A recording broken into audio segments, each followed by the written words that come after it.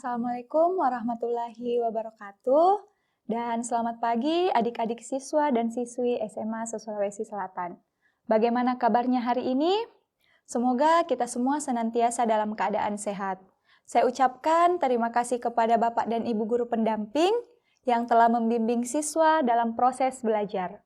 Dari Studio Dinas Pendidikan Provinsi Sulawesi Selatan, dalam program Smart School, generasi smart, berkarakter, cerdas Ki.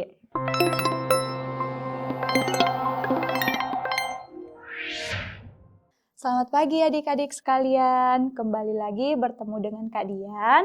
Seperti biasanya kita akan membahas persiapan TKA, yakni materi biologi. Nah, adapun subpokok materi yang akan kita bahas pada kesempatan kali ini, yakni meliputi, pertama itu adalah tahapan dari metabolisme lemak.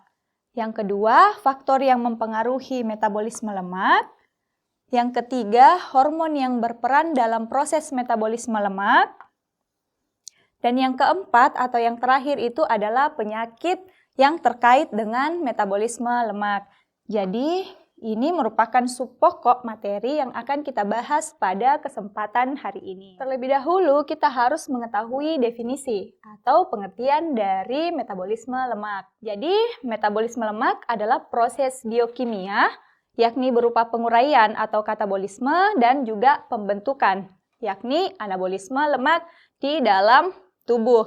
Jadi, di sini yang penting untuk kita garis bawahi atau highlight, yakni di sini adalah terjadi proses biokimia, di mana yang dimaksud dengan proses biokimia itu adalah serangkaian proses kimia yang terjadi di dalam tubuh makhluk hidup.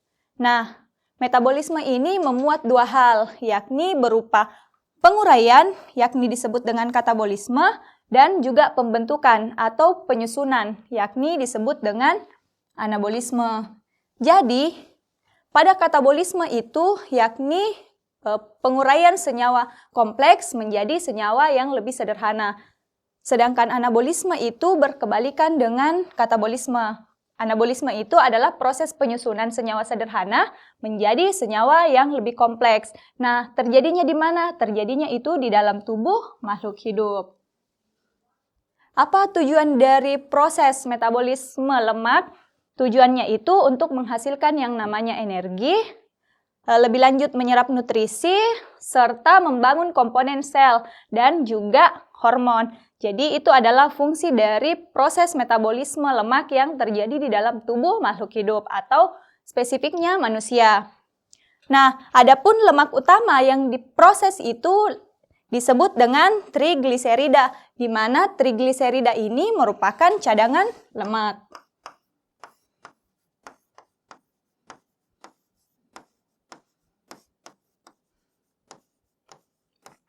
Jadi ini adalah definisi secara umum dari metabolisme lemak. Selanjutnya kita masuk ke subpokok pertama, yakni tahapan dari metabolisme lemak. Jadi terdapat beberapa tahapan dalam proses metabolisme lemak. Yang pertama di sini adalah proses pencernaan dan juga penyerapan. Ini merupakan proses pertama dalam tahapan metabolisme lemak. Nah, yang pertama itu pencernaan dan penyerapan itu terjadi di mulut dan juga lambung, di mana ini di sini terjadi pencernaan secara kimiawi dan juga mekanik.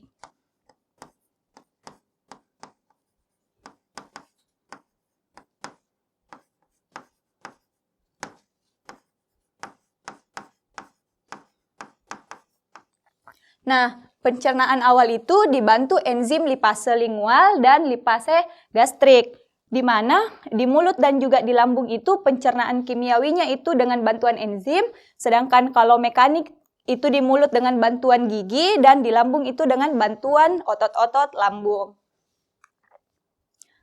Selanjutnya di usus halus terjadi proses bercampurnya lemak dengan cairan empedu atau disebut juga dengan proses pengemulsian. Nah, enzim lipase yang dihasilkan oleh pankreas itu akan memecah cadangan lemak atau trigliserida dan akan menghasilkan yang namanya asam lemak dan juga gliserol.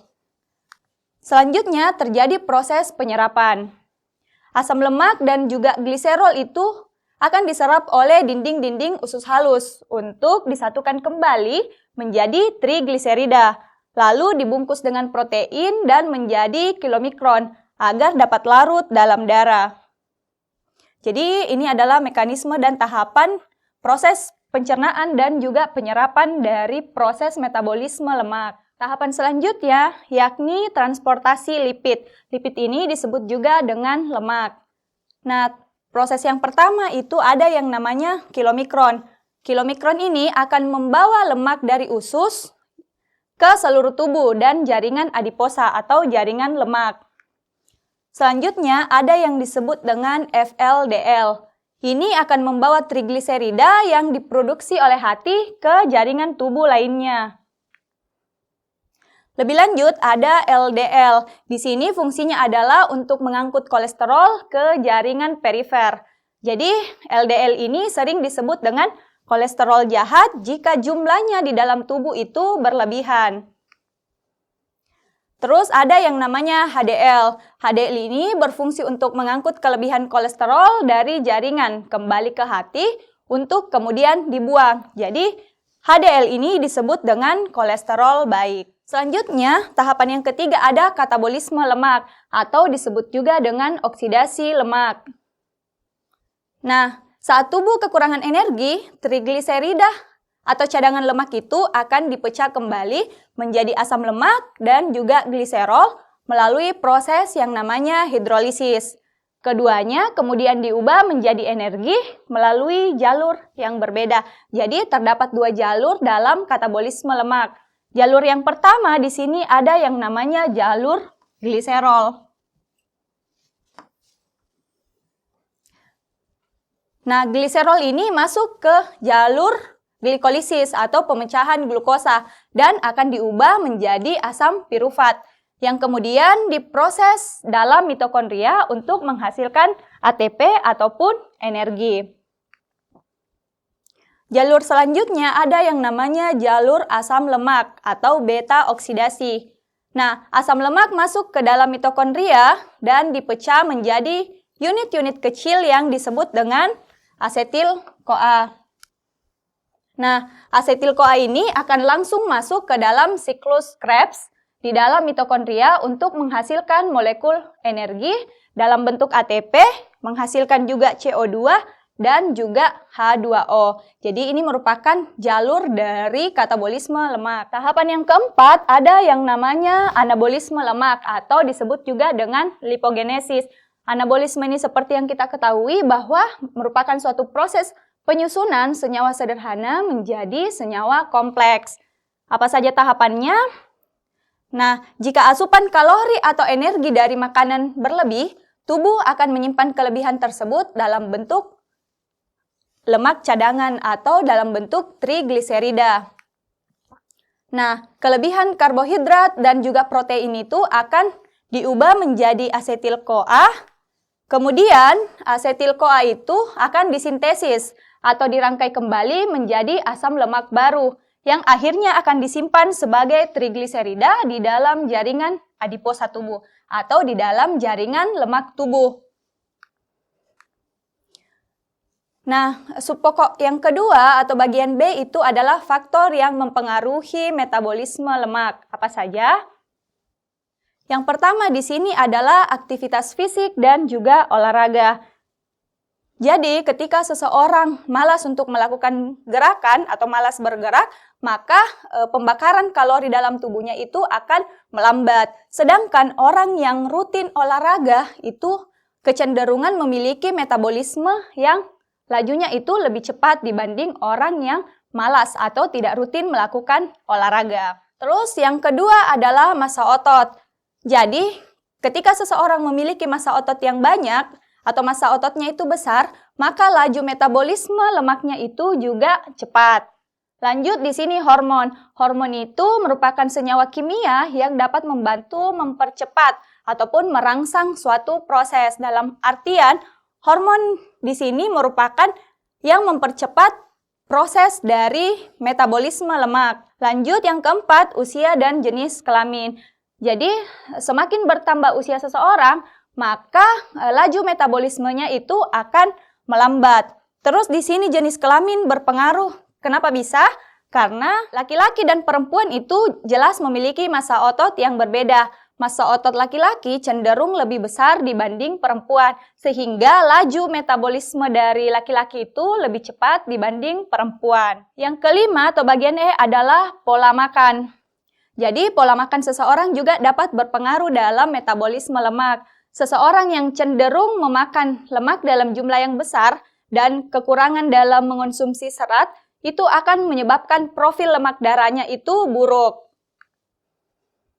Dan yang terakhir di sini adalah faktor genetik atau faktor keturunan juga akan mempengaruhi kecepatan dari metabolisme lemak seseorang. Sekarang kita masuk ke bagian C, yakni hormon yang terlibat dalam proses metabolisme lemak. Apa saja? Sebelum itu kita harus mengetahui dulu dari definisi hormon pada proses metabolisme lemak. Jadi, hormon metabolisme lemak adalah zat kimia yang mengatur pembentukan, pemecahan, dan penyimpanan lemak di dalam tubuh.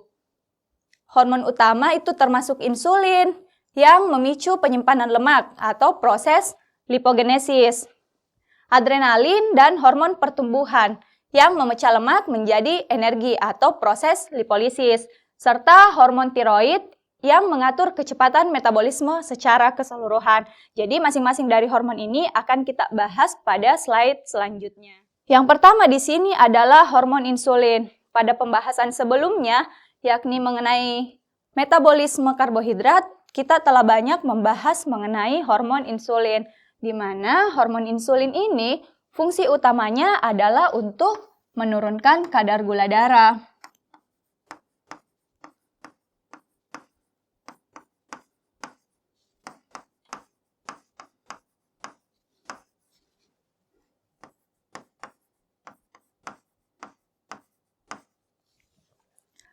Nah, selain itu, fungsi dari hormon insulin juga itu akan merangsang proses lipogenesis.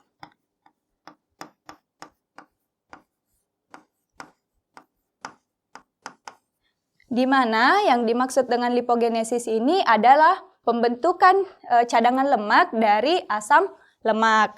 Lebih lanjut, ada hormon adrenalin. Apa fungsi dari hormon adrenalin? Hormon adrenalin itu berfungsi dalam proses lipolisis.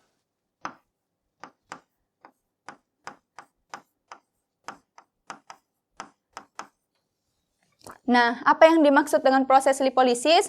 Proses lipolisis itu adalah proses pemecahan trigliserida atau cadangan lemak itu menjadi energi. Jadi adrenalin ini misal saat seseorang itu melakukan olahraga atau aktivitas fisik yang ekstrim lainnya. Bagian C ada yang namanya growth hormone atau disebut juga dengan hormon pertumbuhan. Jadi kerja hormon pertumbuhan dan juga adrenalin ini saling keterkaitan. Jadi hormon GH ini membantu atau memfasilitasi proses hipolisis. Selanjutnya ada di sini hormon tiroid atau lebih spesifiknya T3 dan juga T4. Apa fungsi dari hormon tiroid? Hormon tiroid itu berfungsi untuk mempercepat laju metabolisme.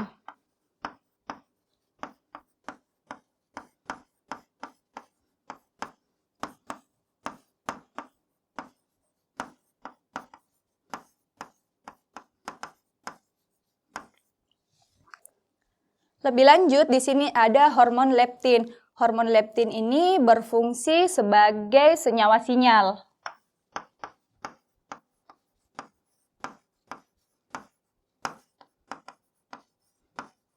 Jadi, misal saat seseorang makan dan tubuhnya itu merasa telah memiliki cadangan energi yang cukup, maka hormon ini bekerja untuk menekan nafsu makan agar orang tersebut berhenti untuk makan. Dan yang terakhir ada hormon adiponektin. Fungsi dari hormon ini adalah yang merangsang atau bekerja untuk sensitivitas terhadap insulin.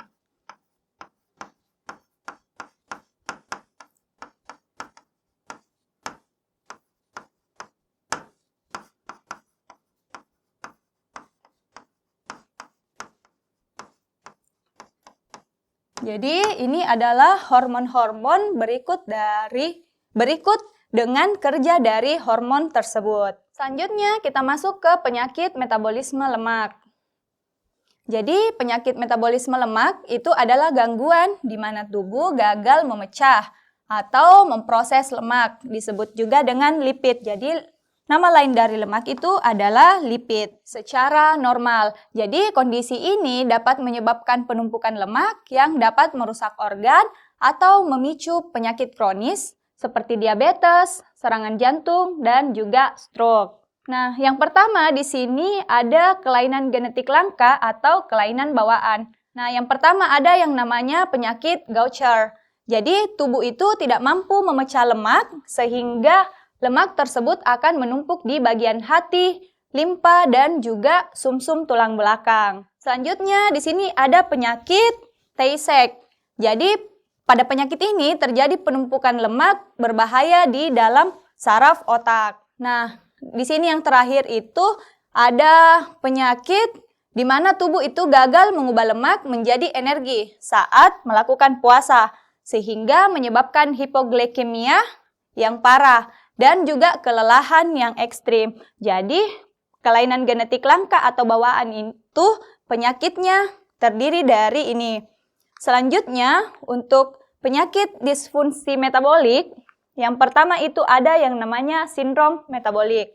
Jadi, pada sindrom metabolik itu merupakan sekumpulan kondisi yang meliputi penumpukan lemak di perut, bisa disebut juga dengan obesitas sentral, atau trigliserida tinggi, atau juga kolesterol baik, HDL yang rendah, dan tekanan darah yang tinggi. Itu masuk dalam disfungsi metabolik. Terus ada juga penyakit namanya dislipidemia. Jadi kondisi ini di mana kadar lemak ataupun lipid dalam darah seseorang itu tidak normal. Dan yang terakhir di sini terjadi penumpukan lemak berlebih di bagian hati yang bukan disebabkan oleh alkohol yang dapat memicu peradangan. Nah, itu saja pemaparan materi dari metabolisme lemak hari ini. Sekarang kita masuk ke dalam contoh soal. Seperti biasa, kakak menyiapkan 3 contoh soal yang akan kita jawab. Nah, contoh soal yang pertama, metabolisme lemak merupakan salah satu proses penting dalam tubuh untuk menjaga keseimbangan energi. Proses ini tidak hanya melibatkan pemecahan lemak, tapi juga pembentukan dan penyimpanannya sesuai dengan kebutuhan tubuh. Bunyi pertanyaannya, berdasarkan pernyataan tersebut, definisi metabolisme lemak yang tepat adalah. Jadi, kita lihat opsinya. Di sini yang ditanyakan adalah definisi dari metabolisme lemak. Kita lihat opsi A sampai dengan opsi E. Opsi A, pencernaan lemak. Jadi, pencernaan lemak itu merupakan atau masuk dalam metabolisme lemak. Jadi ini merupakan tahap awal dari metabolisme lemak.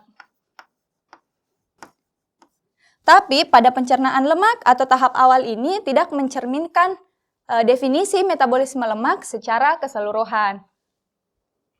Jadi ini tidak tepat. Lanjut opsi B, penyimpanan lemak.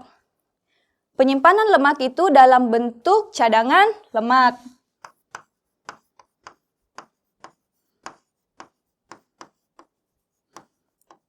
Nah, saat seseorang tidak makan atau tidak masuk karbohidrat dalam tubuhnya, maka jaringan lemak atau lemak yang ada dalam tubuhnya itu akan diproses untuk kemudian menghasilkan energi. Jadi, penyimpanan lemak itu bukan definisi metabolisme lemak secara keseluruhan. Lanjut ke opsi C, reaksi pembentukan dan pemecahan lemak. Nah, pembentukan itu masuk ke dalam anabolisme. Jadi, seperti yang dijelaskan sebelumnya bahwa anabolisme itu adalah proses pembentukan atau penyusunan senyawa sederhana menjadi senyawa kompleks. Sedangkan di sini dilihat juga terjadi proses yang namanya pemecahan lemak atau penguraian lemak. Ini disebut dengan katabolisme.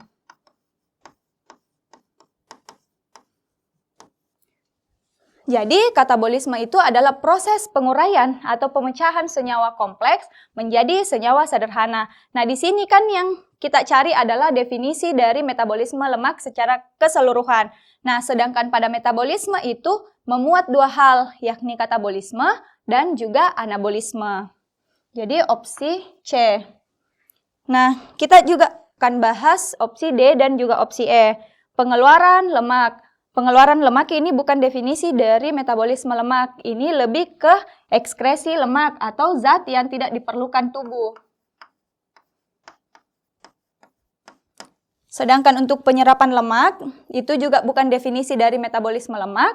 Penyerapan lemak itu terjadi di organ usus. Nah, jadi opsi yang tepat untuk menjawab pertanyaan nomor 1 yakni opsi bagian C. Reaksi pembentukan dan pemecahan lemak.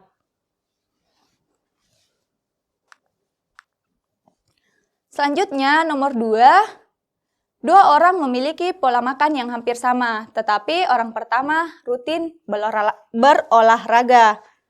Jadi, di sini yang pertama itu orangnya melakukan yang namanya olahraga. Sedangkan orang kedua jarang melakukan aktivitas fisik. Jadi orang pertama itu banyak bergerak, sedangkan orang kedua itu malas atau tidak bergerak. Nah, akibatnya tubuh orang pertama lebih efektif menggunakan lemak sebagai sumber energi. Kita lihat pertanyaannya, faktor yang paling mempengaruhi perbedaan metabolisme lemak pada ilustrasi tersebut adalah, jadi kita cari yang mempengaruhi perbedaan dari metabolisme lemak berdasarkan teks yang sudah kakak bacakan tadi. Nah, kita lihat opsinya. Opsi yang pertama adalah usia. Usia ini memang berperan dalam metabolisme lemak, tapi usia itu tidak ada disinggung pada bacaan pada layar. Jadi, usia itu tidak termasuk. Lanjut, opsi B, aktivitas fisik. Di sini orang pertama itu melakukan aktivitas fisik.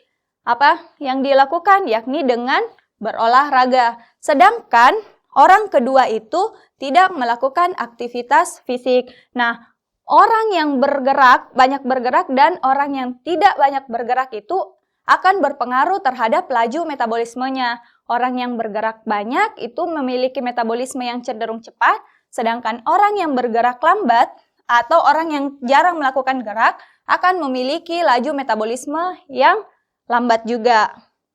Jadi opsi B.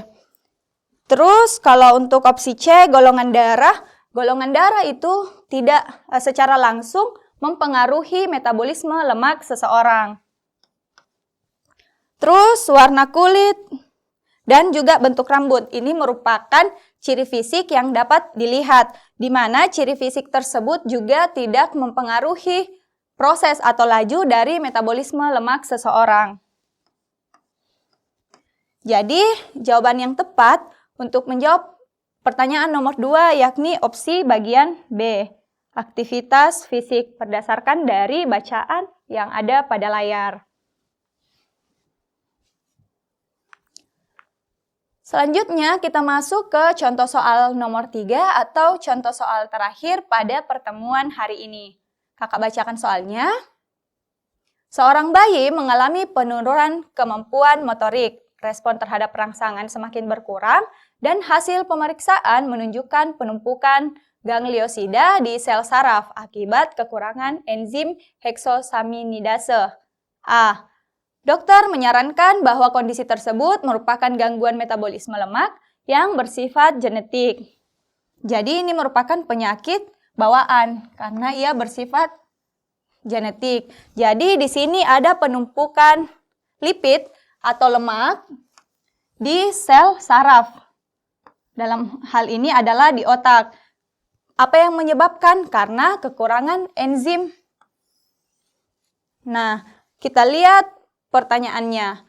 Penyakit yang sesuai dengan ilustrasi tersebut adalah, kita lihat opsinya. A. Hipertensi. Hipertensi itu merupakan jenis penyakit yang berkaitan dengan tekanan darah.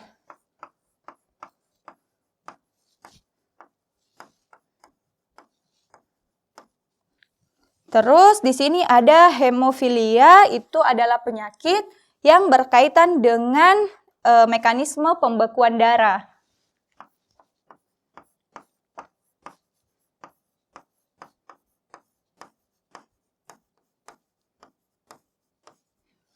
Terus di sini ada diabetes mellitus. Diabetes mellitus itu terjadi karena resistensi insulin.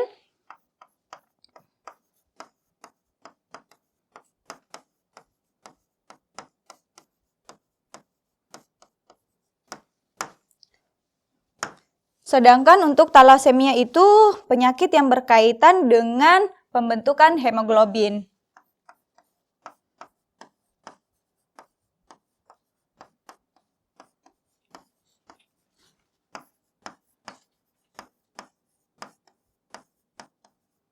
Nah, opsi terakhir yakni Tay-Sachs. Jadi penyakit ini merupakan penyakit yang terjadi karena adanya penumpukan lemak di saraf otak karena kekurangan enzim jenis heksosaminidase. Jadi jawaban yang tepat untuk menjawab soal nomor 3 yakni opsi jawaban E. Nah, adik-adik, itu saja pemaparan materi berikut dengan contoh soal terkait materi metabolisme lemak pada kesempatan hari ini. Semoga materi yang kita pelajari hari ini dapat bermanfaat. Sekian dan terima kasih. Wassalamualaikum warahmatullahi wabarakatuh.